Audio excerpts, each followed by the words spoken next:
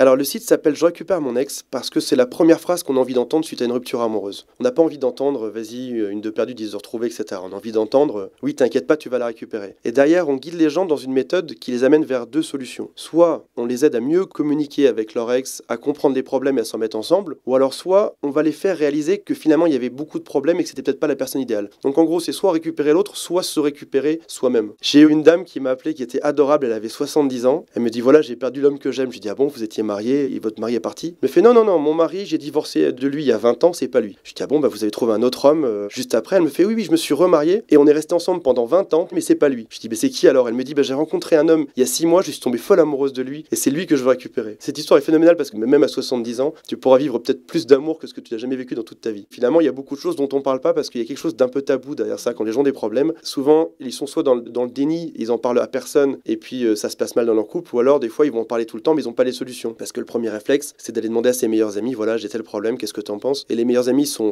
parfaits pour plein de points, mais des fois ils donnent des conseils basés sur leur propre vécu qui sont pas forcément des choses qui correspondent à la vie de l'autre. On explique aux gens comment faire pour se reconstruire déjà, première grosse étape, comment faire pour reprendre le contrôle sur eux-mêmes et sur la situation, parce que des fois on a l'impression que le monde s'écroule sous nos pieds, et puis après ça, dedans on donne tous les exemples. Alors ça va de concepts qui sont assez high level et psychologiques, jusqu'à des choses qui sont beaucoup plus terre à terre, comme quel type de message envoyer à son ex, comment se comporter dans tel type de situation, etc. Et en principe, grâce à ça, en 200 pages, on a une bonne feuille de route, la bonne trajectoire pour s'en mettre en couple.